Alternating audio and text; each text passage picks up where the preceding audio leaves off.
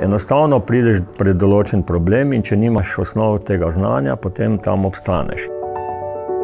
Glede na to, da se vse razvija z neverjetno hitrostjo, predvsem civilizacija in ta IKT oprema in to, če ne slediš, potem zastaneš. In takoj, ko v štartu zastaneš, zadeva ni več dosegljiva. Tako da treba je in želim, da sem pač v toku, da spremljam in v bistvu uporabljam tisto, kar se lahko da.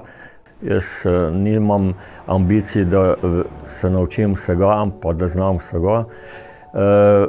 Hočem pa imeti tiste osnove, ki mi v bistvu pa izboljšajo kvaliteto življenja in v bistvu tiste, ki jih potem tudi uporabljam, ne.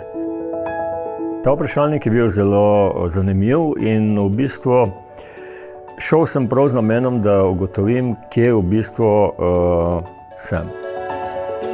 Ugotovil pa sem z veseljem, da v bistvu pri teh letih še ne zastajam, tako v tem vprašalniku se da v stvari takoj ugotoviti, na katerih področjih je siva lisa in kje v bistvu moraš še kaj dopolniti. Tako da v bistvu priporočal bi ga vsem, ne samo mlajšim, ampak tudi starejšim, da v stvari ugotovijo, kje smo. Zato, ker to v bistvu